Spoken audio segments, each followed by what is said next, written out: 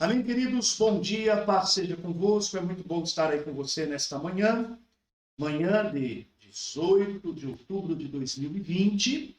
E também, como nossas aulas estão sendo colocadas em alguns momentos aleatórios, né? Em outros horários e outras datas, seja bem-vindo, paz seja convosco. Amém? Quero já de antemão deixar aí para vocês que nós estamos projetando o retorno da escola bíblica presencial a partir de novembro. Hein? Esteja em oração, venha participar, se envolva conosco, vai ser uma grande bênção. Teremos aí uma classe para os adultos e uma classe para as crianças, juniores e adolescentes. Amém? Vamos se preparando, vamos continuar seguindo as regras de segurança, toda a estrutura, para que a gente possa fazer o melhor para o Pai aí, amém?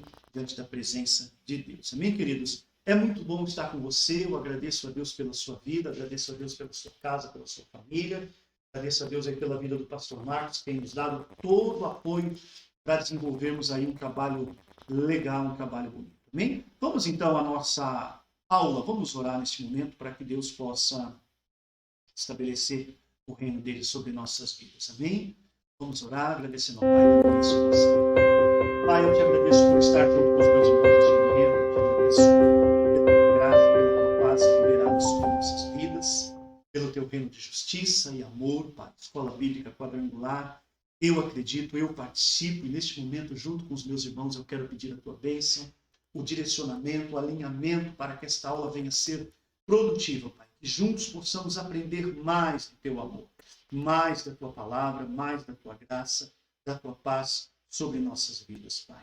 Eu exalto teu santo nome por tudo o que tem feito pelas nossas vidas. Peço a tua bênção pela vida do pastor Marcos, pela Jaqueline, agradeço pela recuperação dela, pela vida do Igor, do Isaac, por cada professor da escola bíblica. Também agradecemos pela boa recuperação da Manu e pedimos que tudo que tratarmos hoje seja para o nosso crescimento, para o nosso aprendizado na tua presença, em nome de Jesus. Amém? Esta semana, semana do professor, parabéns a todos os professores da escola bíblica, né? Como é que está chegando o som aí, né? Parabéns aí a todos os professores da escola bíblica, amém? É muito bom, eu particularmente me sinto honrado em poder participar com vocês aí, ministrando as aulas, esse aprendizado com vocês aí no dia a dia, é algo muito gostoso, algo muito bom. Bem, vamos então à nossa aula de princípios bíblicos e hoje a gente vai tratar de um assunto muito legal. Bem, eu amo muito falar sobre isso e às vezes a gente tem aí uma ideia interessante. Deixa eu só tirar um pouco a imagem de baixo aqui, tá? Sendo um pouco.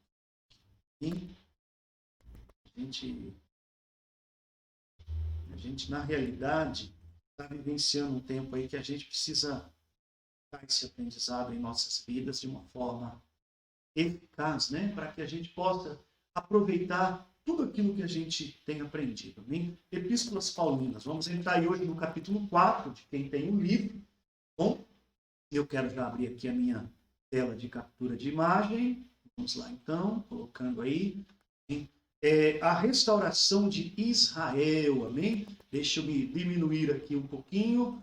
Deixa eu me diminuir um pouquinho aqui para que vocês possam acompanhar os slides, até porque o objetivo não é que eu apareça, e sim os slides, amém? Os slides com as imagens. Eu só me mantenho aí para a gente poder interagir um pouquinho junto com vocês aí, para a gente aprender junto. Amém? Queridos, eu estou muito feliz com o resultado da escola bíblica, está sendo muito legal, está sendo um aprendizado aí muito importante, fiquei bem pequititinho, né? Está sendo muito legal aí esse aprendizado com vocês aí. O feedback dos irmãos tem sido muito bom, alguns irmãos têm interagido, têm conversado com a gente. E o pastor Marcos está acompanhando aí vocês. Vocês sabem que eu não estou acompanhando de manhã, porque eu estou me preparando aí, no caso, né, para receber o culto da manhã, né, o povo do culto da manhã, né? E a gente também agora está tomando aí uma atitude diferente em relação a esse culto da manhã, que não é mais um culto só para melhor idade. Né? Por que não é mais um culto só para melhor idade? Porque as regras de liberação estão se expandindo mais, estão se abrindo mais, porém precisamos aí estar atentos aí com as medidas de segurança. Né? Então nós teremos aí a partir de agora 2 cultos na igreja no domingo de manhã na Santa Ceia. Nem nos outros domingos vamos acertar os detalhes aí com a liderança posteriormente. Mas hoje, participe, né? Temos uma pregação maravilhosa hoje, uma palavra, depois que acabar o culto aqui, se você conseguir vir à igreja, ou até mesmo online, e assistir o culto, amém? Nós vamos falar sobre a reforma e a graça. Duas coisas que andam lado a lado aí, que a gente tem aprendido aí de uma forma eficaz, amém? Vamos então à aula, né? Estou tentando me ajeitar melhor aqui para mim me sentir bem aqui, né? Para que a aula seja legal. Amém? Vamos então à aula, queridos. A restauração de Israel. Amém, irmãos? Eu estou gravando com a música, com o microfone ambiente. Peço perdão aí por causa dos carros, motos que passam, acaba pegando esse barulho horrível aí. Tentei pegar os microfones de lapela, mas não consegui fazê-los funcionar. A restauração de Israel, no capítulo 4, página 36 do livro, é um assunto muito importante porque, irmãos, tem muitas denominações, igrejas que não dão a mínima para Israel. Ignoram simplesmente a história de Israel, o mover de Deus em torno de Israel. E nós temos que ser cuidadosos nisso porque Israel é peça fundamental para o cumprimento das promessas de Deus, para o cumprimento da salvação do povo da terra. Amém? E em Romanos, Paulo, então, nesse momento, vai falar sobre isso nos versículos, ou melhor, né, nos capítulos 9, 10 e 11. Aqui na minha Bíblia, capítulo 9 vai falar sobre a soberania de Deus, ok? Aí ele vai entrar aqui sobre a incredulidade de Israel no finalzinho do capítulo 9, já entrando no capítulo 10, e ele termina no capítulo 11 dizendo o remanescente de Israel, os ramos enxertados. Amém? Então seria muito interessante se a gente conseguisse ler os capítulos 9, 10 e 11. Então faça isso. Leia esses capítulos, dá uma analisada nisso, amém? Procure estudar sobre esse assunto para você se inteirar. Hein? A questão de Israel, os judeus em si, eles precisam aceitar o Cristo, receber o Cristo em suas vidas. Só assim que somos salvos, amém? Por isso nós temos que orar para que eles venham alcançar esse Cristo em suas vidas. Agora é interessante, a gente não pode imaginar todo judeu é um cara bom, é um cara legal. Em todos os lugares da face da terra, existem aquelas pessoas que não dão bom testemunho, que não dão bom exemplo, amém? Então a gente tem que amar Israel e querer desejar muito mais a lei de Deus em torno da vida deles, amém? Quando ele começa, por exemplo, aqui, capítulo 10, ó, irmãos, o desejo do meu coração e a minha oração a Deus pelos israelitas é que eles sejam salvos, né? Paulo vai falar sobre isso. E isso tem que ser a nossa oração, o nosso desejo por Israel. Pai, em nome de Jesus, que Israel seja restaurado, em nome de Jesus. Amém? Vamos então lá ao capítulo 4 da restauração de Israel. Paulo estava tratando, né? Eu coloquei aí para você, Paulo estava tratando do indivíduo e agora passa a debater o destino de uma nação. Estava tratando da igreja e agora começa a falar acerca de Israel. O capítulo 4 começa assim. Os capítulos 9, 10 e 11 de Romanos parecem adotar uma linha de pensamento diferente do que se apresenta nos capítulos anteriores. Paulo estava tratando do indivíduo e agora passa a debater o destino de uma nação. Ele estava tratando da igreja e agora começa a falar acerca de Israel. Já insistiu que a nacionalidade da pessoa não faz diferença no eterno destino. E agora define quais são os privilégios especiais de Israel como povo de Deus. Então, estude pausadamente esse capítulo, analise profundamente os capítulos de Romanos 9, 10 e 11. Peça para o Espírito Santo trazer a revelação para você. Essas explicações seriam necessárias face às objeções dos judeus que ouviam a pregação de Paulo. Né? Os judeus, de certo, achavam que Paulo, quando pregava a responsabilidade do indivíduo diante de Deus, esquecia-se das imutáveis promessas feitas a Israel por parte dele, registradas no Antigo Testamento. Ok? Então entra aí aquilo que nós temos que fazer para alcançar a salvação, o nosso mover diante de Deus. Ok?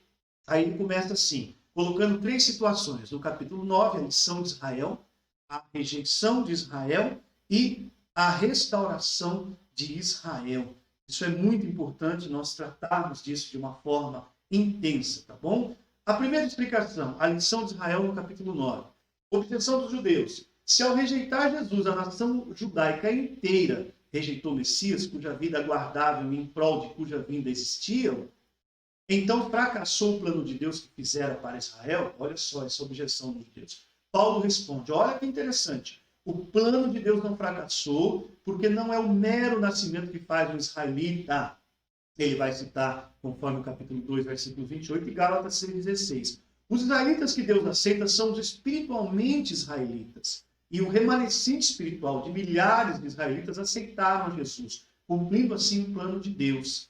Esses receberam a salvação e aqueles foram rejeitados. Esse método está de acordo com o método de Deus agir na história de Israel e condiz com a sua justiça, conforme os próprios profetas do Antigo Testamento proclamaram. Ou seja, Deus vai cumprir o seu plano sobre a vida das pessoas que receberam o seu Filho Jesus como seu Salvador. O item 2, a rejeição de Israel, a objeção dos judeus. Nós estamos falando de objeção dos judeus e a resposta de Paulo. Como foi possível que Deus tenha nos permitido cometer a tragédia dos séculos ao matarmos seu Cristo e rejeitarmos seu plano para nós? Essa seria uma objeção dos judeus. A resposta de Paulo, olha que interessante, é a culpa exclusiva de Israel. Os israelitas queriam a salvação mediante a lei, ao invés de confiar no Senhor e no seu Cristo. Não havia nenhuma desculpa para tal comportamento. O evangelho fora pregado abertamente e pregado com clareza e singela. Israel o rejeitou deliberadamente. Quando a gente fala que Israel rejeitou, isso também aplica a muitas das pessoas que ouvem sobre o plano de salvação, que ouvem sobre a salvação oferecida por Deus e rejeitam a palavra do Pai. Muitas pessoas, por exemplo, rejeitam a própria igreja, a própria frequência com Cristo e vão ignorando essa salvação. Porém, estamos falando, é claro, da salvação de Israel. Aí no item 3 ele vai falar sobre a restauração de Israel. O capítulo 11 é lindo, né?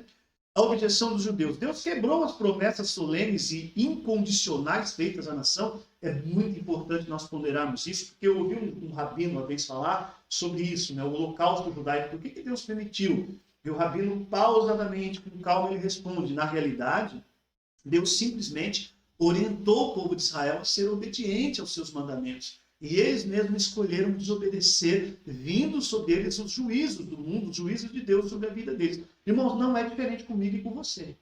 Nós precisamos obedecer ao Pai. Não é que Deus fique esperando um erro nosso para lançar alguma coisa ruim sobre a gente. Os riscos de estarmos debaixo da proteção do Pai é cairmos nas garras de Satanás. Isso é extremamente perigoso. Amém? Então, Paulo responde sobre a restauração de Israel. Não. A rejeição de Israel é apenas temporária. Após completar seu plano para a presente era, Deus mais uma vez se voltará para o seu povo e cumprirá sua promessa de restauração nacional. Amém? Bom, isso não significa que a gente tem que ficar parado, porque as coisas vão acontecer conforme Deus já determinou, e já está tudo certo, tudo resolvido, como eu costumo falar, né? Como um robozinho que caminha lá programado, já o pré-programado. Não. Nós precisamos nos envolver nesse plano da salvação, nos envolver na intercessão profética, na oração, no clamor. Precisamos desejar esse amor pela nação de Israel, pelos povos da terra, pelas pessoas. Amém? Aí ele começa falando aí sobre os itens, né? O fracasso de Israel. Romanos capítulo 10, versículos 1 ao 4. Não é que tenhamos pulado, amém, o versículo capítulo 9, mas olha só. Irmãos, o desejo do meu coração e a minha oração a Deus pelos israelitas, que eles sejam salvos. Posso testemunhar que eles têm zelo por Deus, mas o seu zelo não se baseia no conhecimento.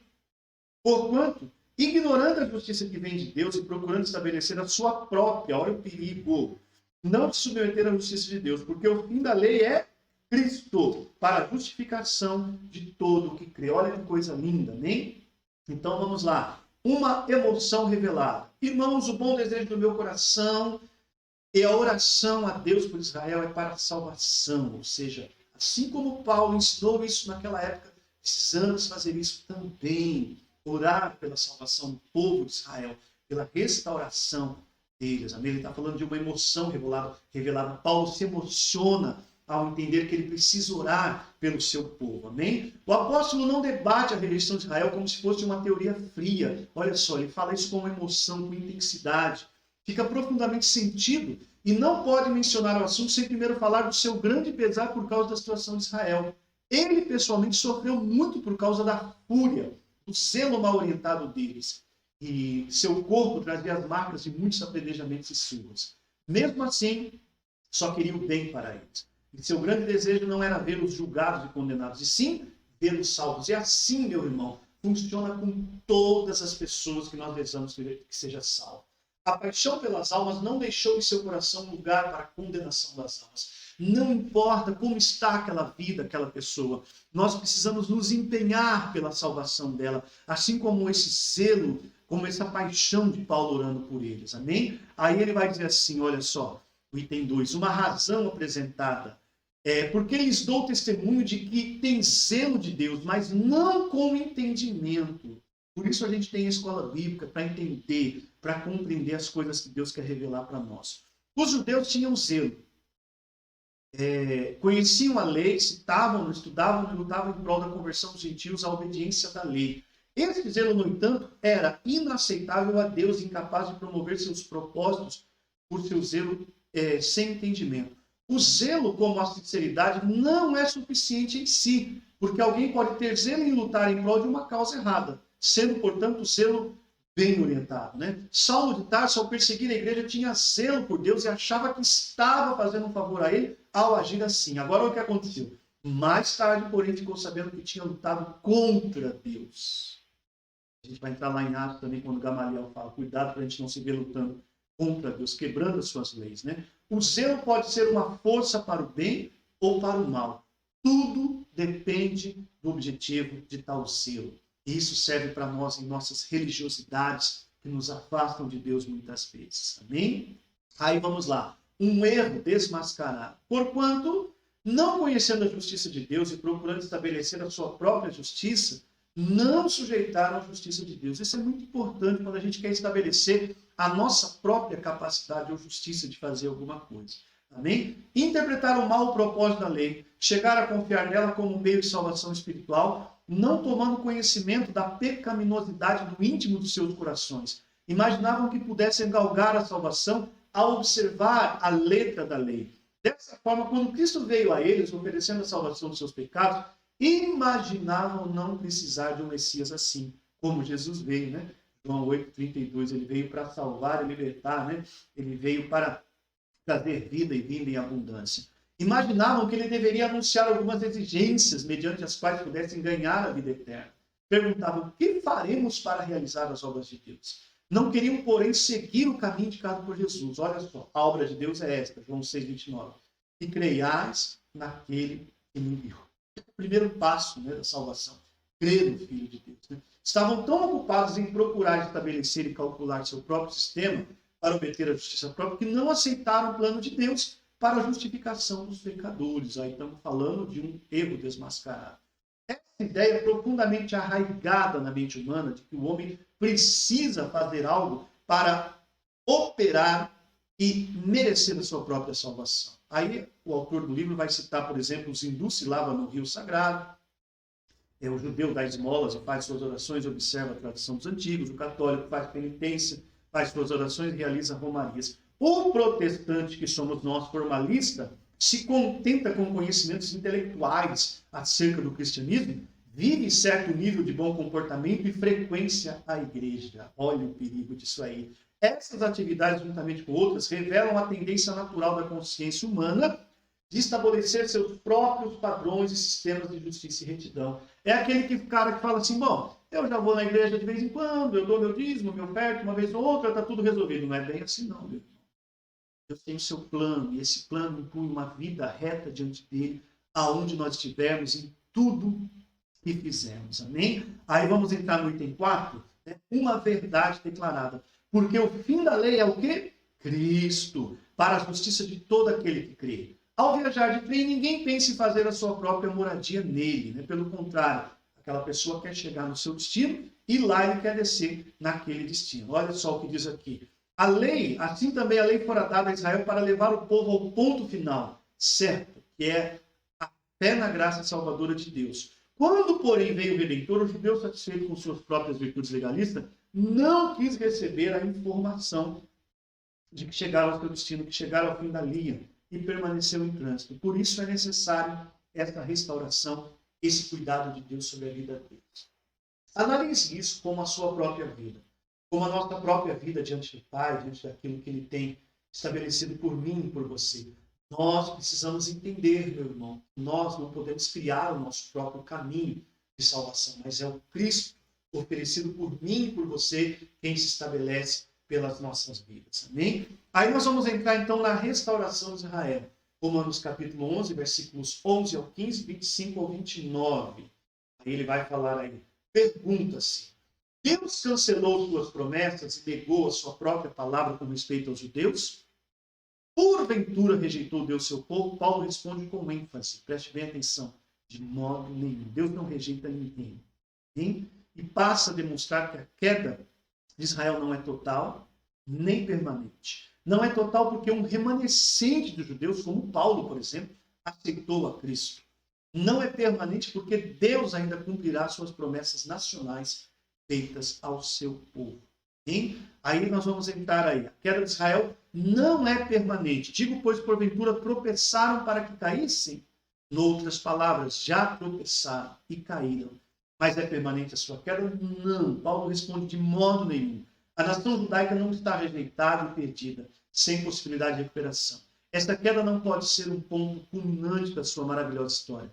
Deus ainda tem um futuro para Israel. E nós temos que fazer parte desse futuro. Nós temos que vivenciar esse futuro, irmãos. Estude sobre Israel. Estude sobre os preceitos e o amor do Pai em torno desta nação. Amém? Item 2. Foi transformada em bênção. Ok? Primeiro, não é permanente e foi transformada em bênção. Mas pela sua queda veio a salvação aos gentios. Olha que coisa linda.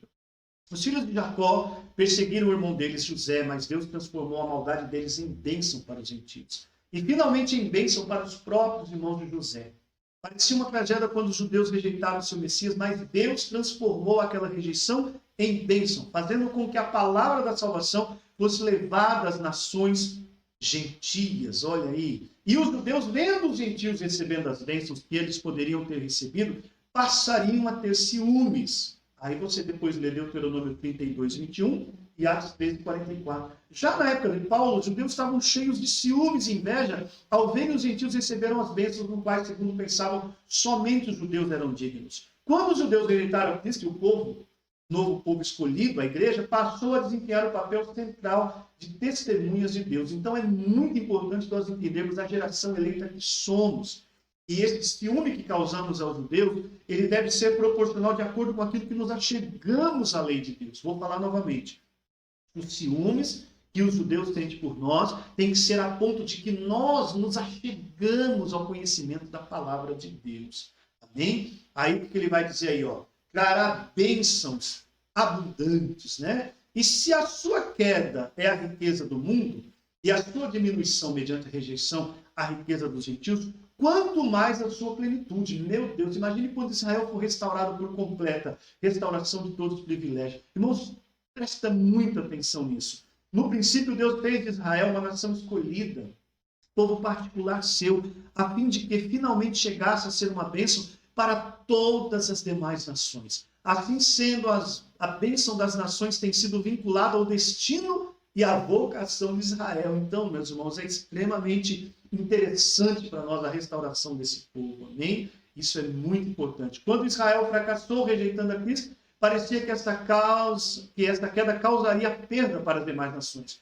Deus, porém, na sua sabedoria e poder, transformou a queda em bênção para os gentios. Ora, se uma rejeição trouxe tantas bênçãos para o mundo, quem poderá medir o tamanho das bênçãos que sua restauração traria?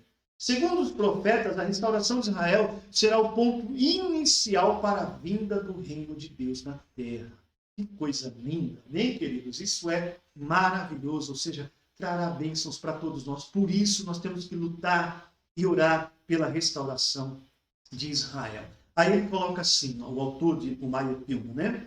Deve ser entendida, o assunto da restauração de Israel tem os seguintes aspectos. Primeiro, né? A suprema importância, uma característica especial, um propósito prático e uma consumação gloriosa. Vamos ler isso? Primeiro, suprema importância. Porque não quero, irmãos, que ignoreis esse segredo.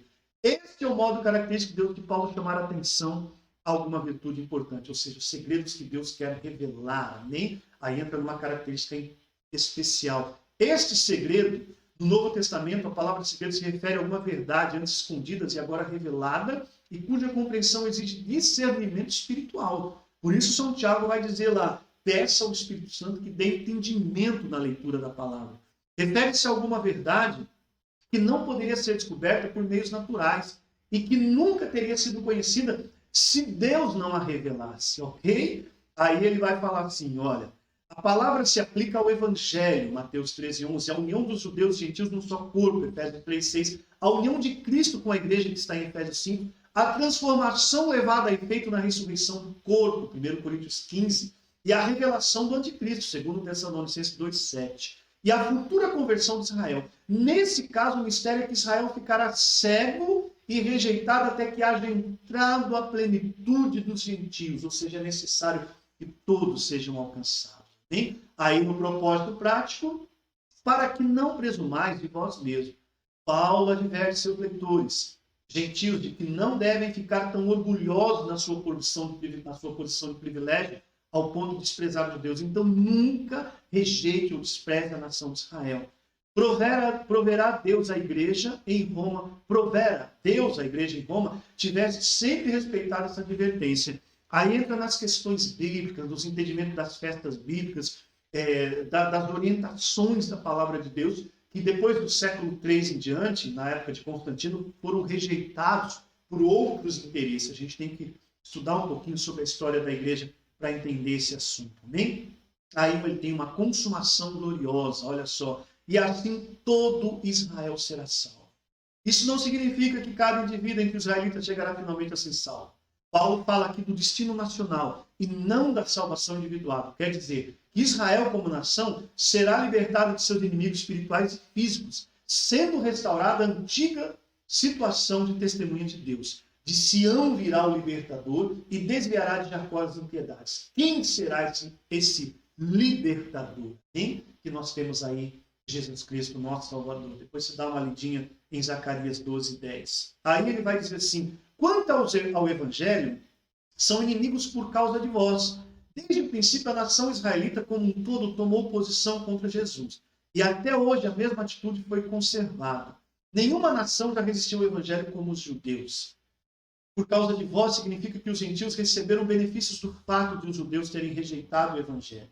Deus, porém, não rejeitou completamente, apesar desta atitude deles contrária a Cristo. Quanto à eleição, a escolha deles como um povo especial de Deus, amado por causa dos pais, ou seja, como base nas promessas feitas a Abraão, Isaque e Jacó.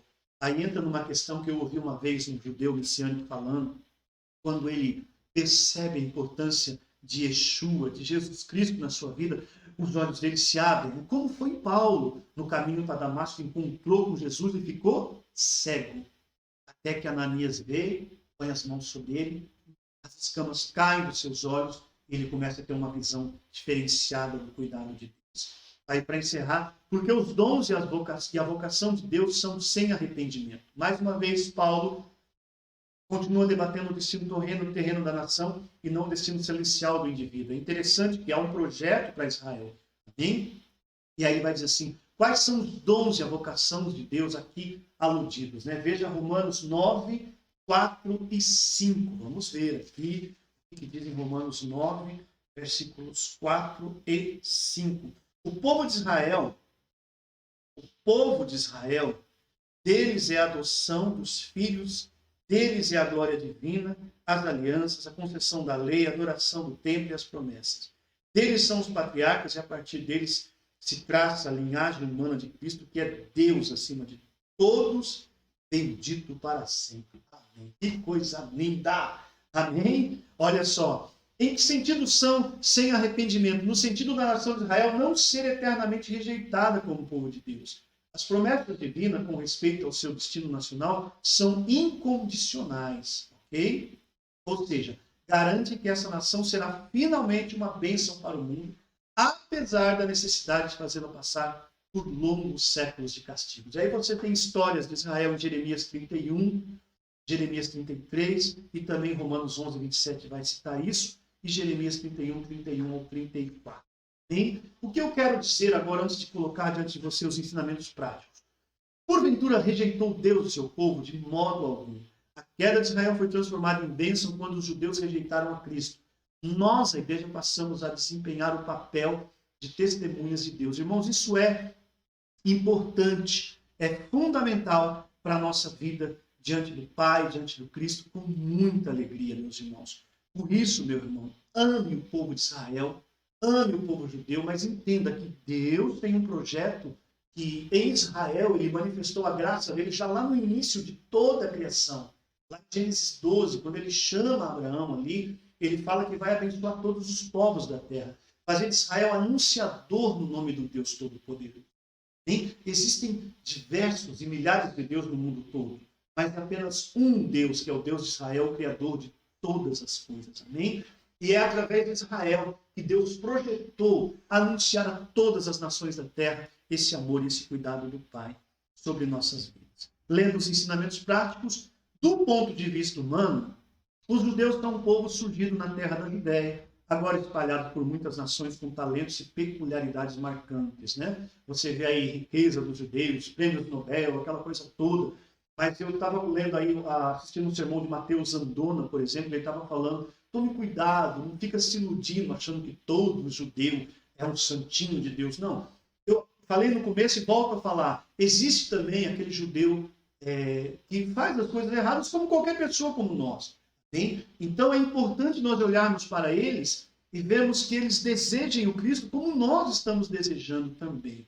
Bem? Aí ele vai dizer assim, olha só, destaca-se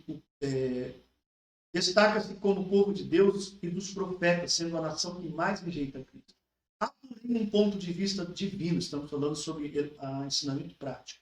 Há, porém, um ponto de vista divino, o propósito de Deus em conexão com a sua história. E Paulo não queria que os gentios, no decurso dos anos, chegassem a tratar os judeus somente do ponto de vista humano. Amém? Porque não quer, irmãos, que ignoreis segredo, para que não presumais de vós mesmos. Ou seja, Paulo estava dizendo aqui que nós deveríamos amar Israel em torno daquilo que Deus prometeu para eles. Aí ele encerra assim, né? A restauração de Israel é certa e iminente.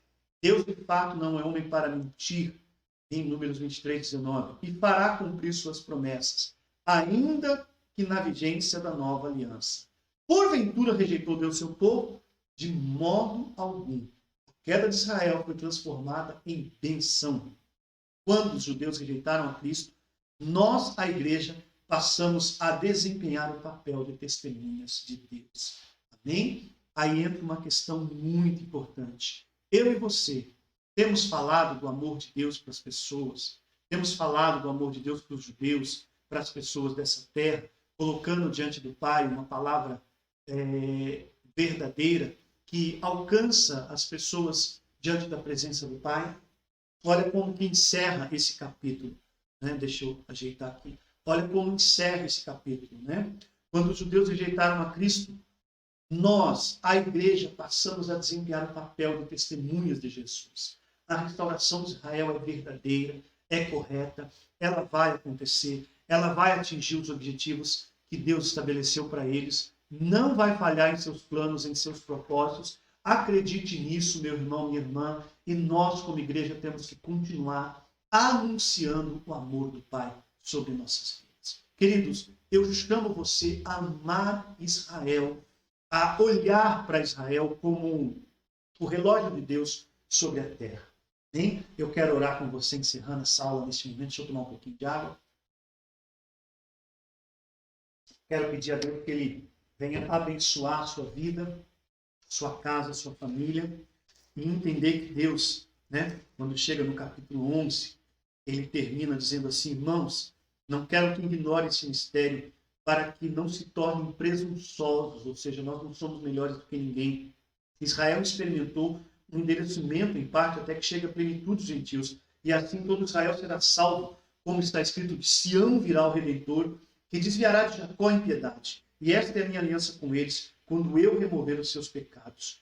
Quanto ao Evangelho, eles são inimigos por causa de vocês. Mas quanto à eleição, são amados por causa dos patriarcas. A eleição do judeu, meu irmão. Pois os dons e o chamado de Deus são irrevogáveis. Assim como vocês que antes eram desobedientes a Deus, mas agora receberam, olha que coisa linda, misericórdia, graça à desobediência deles, assim também agora eles se tornaram desobedientes, a fim de que também recebam agora misericórdia, graça, misericórdia de Deus para com vocês. Vocês perceberam que nós temos que ficar atentos para podermos alcançá-los, amém? Pois Deus colocou todos sobre a sua desobediência para exercer misericórdia para com todos. Aí como que termina Romanos 11, né? Ó profundidade da riqueza, da sabedoria e do conhecimento de Deus. Quão insondáveis são os seus juízos e inescrutáveis os seus caminhos. Quem conheceu a mente do Senhor? Ou quem foi seu conselheiro? Quem primeiro lhe deu para que ele recompense? Porque dele, por ele, para ele são todas as coisas. A ele seja a glória para todos. Que Deus te abençoe. Tenha um bom domingo. Não esqueça que hoje é dia de missões. Traga a sua oferta para os nossos missionários. Ou transfira para a conta da igreja e nos avise. Tenha um final de semana abençoado na presença do Pai. Participe dos cultos da igreja. Não se distancie. Não se afaste. Procure conhecer mais sobre a palavra de Deus, sobre a sua vivência com Cristo, sobre o seu conhecimento com Cristo diante das pessoas, diante daquilo que Deus tem liberado para você. Olha o que está escrito aí do meu lado, né? Cartas, como é que eu faço aqui? Cartas que mudaram a sua história. Não, mudarão a sua história.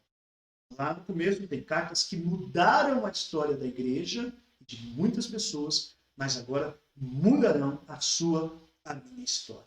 Amém? Deus te abençoe.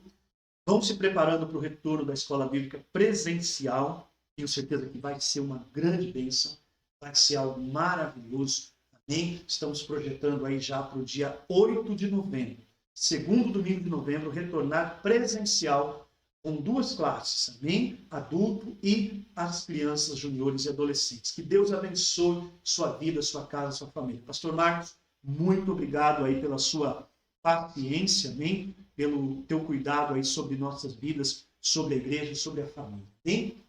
Pai, que nós possamos aprender a amar Israel, que nós possamos entender que a restauração de Israel é certa e iminente, que o Senhor vai trazer à existência a salvação deste povo diante da tua presença, Pai.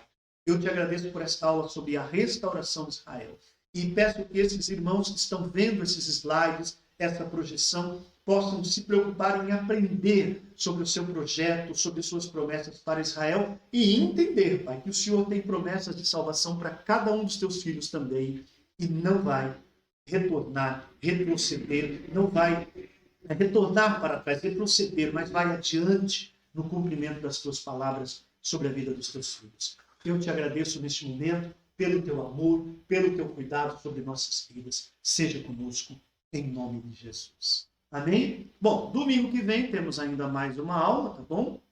E vamos entrar já nas cartas de Paulo a Coríntios, né? Na realidade, ele não está tratando o livro todo, mas trechos aleatórios, né? Nós vamos falar sobre o tribunal de Cristo. Se você puder ler 2 Coríntios 5 e 1 Coríntios capítulo 3, versículos 10 ao 15. Amém? Nós vamos tratar desse assunto de uma forma intensa. O tribunal de Cristo, a restauração de Israel, hoje e no próximo domingo, o tribunal de Cristo. Deus te abençoe, paz seja convosco. Amém? E o grande amor de Deus, a graça do Filho, a divina comunhão e consolação do Espírito Santo, seja sobre cada um de vocês e os vivos digam amém. Como a pastora Adriana gosta de dizer, né? Shalom, Aleichem, Ahava. Paz seja convosco, amado.